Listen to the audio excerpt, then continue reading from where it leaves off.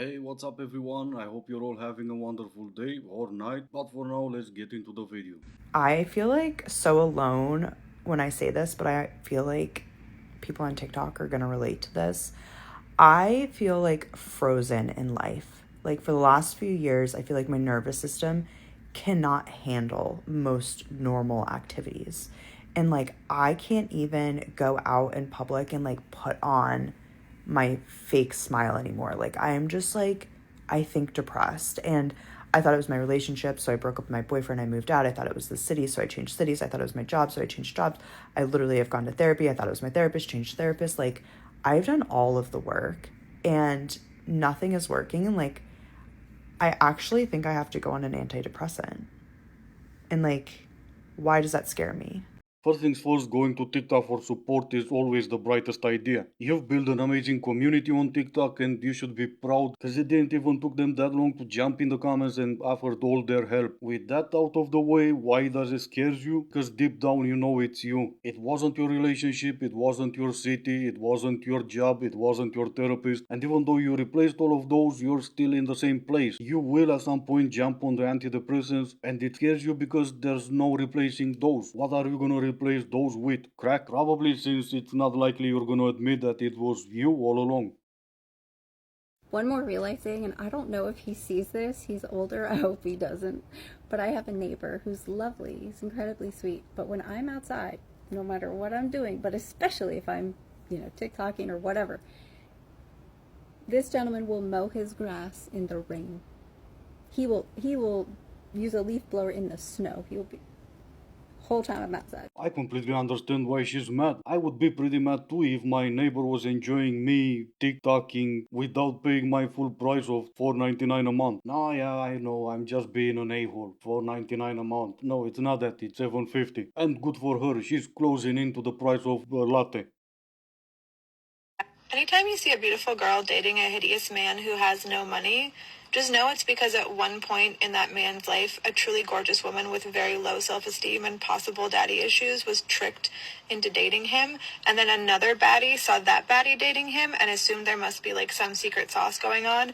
And it just became like an MLM trickle down of baddies being confused as to why other baddies were with this guy, and him being like equally confused and then slowly gaining confidence because all these beautiful women are somehow interested in him and he can't figure out why, when at the end of the day it was just because like one hot girl saw another hot girl and like buying a trendy purse, they just had to have this man. I don't know if this video is more insulting to women or men. So let me get this straight. Anytime a woman dates a man that's not rich or conventionally hot in your eyes, okay, it's because some other hot girl with daddy issues got confused first. Are you okay? Have you ever considered that that man might have treated these women well? He shows up, he's consistent, he makes her laugh. I have a feeling that if the best man in the world walked right past you, you wouldn't even notice him because you're focusing on the wrong things. Well, she would notice him if he's holding hands with a different woman. But then again, she would have to be a baddie. And no, I'm afraid that video was way more insulting to women than men. Or at least to the ones that call themselves, baddies. He was pretty much saying that baddies don't think for themselves. They rely on the black sheep to lead the way. Have you ever noticed that pretty women are much more common than handsome men? I dare you to go out and you will see that there's plenty of attractive women, but it's much more rare to see a good-looking guy. Not to get deep, but could it be because society puts way much more pressure on women to look good? Makeup, skincare, fashion, plastic surgery, some of the biggest industries out there, and they're targeted mostly towards women. Men, on the other hand, they've realized they can simply just rely on natural charm, humor, money, or simply just vibes. And society lets them. Women will take them anyways. So, is it really easier to find a pretty woman, or do women just put in more effort? Well, if you put in more effort, then that will make it easier, I guess. Now, it also depends on what you call effort. I could probably go out and buy some clothes that show cleavage. Clothes that are body conscious, but I wouldn't exactly call that effort. And also, probably those clothes won't make me prettier. I guess I'll just have to call myself unattractive and go on about my day. And God forbid I'll ever look for a wife, I'll pay one of them baddies for an hour to just walk hands in hands with me on the street, and I'm set for life. I'll end up having a line behind me of women willing to, just wife me up. Next time that you think that oppression on women is not real, do me a huge favor and try to think of one law that controls a man's body. I'll give you some time to do that. Well, I couldn't think of a single one. To be fair, I wasn't really trying to come up with one, because I was just thinking about how just a few hundred kilometers from where I live, some few millions of men are enjoying the freedom of, being men. And since I wasn't able to come up with one, I'll just share a fun fact instead. Did you guys knew that a few beauty companies have contracts with hospitals? And when babies are born and they get circumcised, they take those tiny pieces of skin and turn it into beauty products for women. One of those products being moisturizing cream for their face. But no, I could not think of a single law. I cancelled a date with a guy last week because I found out that this guy was, well, the reason that him and his ex broke up is because apparently his hands wandered with his ex-girlfriend's mum. Now, whether that is true or not, it was quite juicy gossip, and I didn't really want to date this guy because I'd found out something that I thought was a bit sleazy. But then it made me think, am I the sleazy one? Because rather than asking him if that rumour is true, I've just dismissed this guy based off a rumour that I heard, which was quite a juicy rumour, I'm not going to lie. I loved the gossip. However, I did think to myself, have I completely dismissed a good guy because I didn't ask? And also, what I want to know is, does anyone else have any juicy stories that they know of themselves, or a friend where they've cancelled a date because they found out something juicy about someone they were meant to go on a date with? Or it doesn't even have to be juicy, but if you do, please leave the story in the comments because I want to hear it.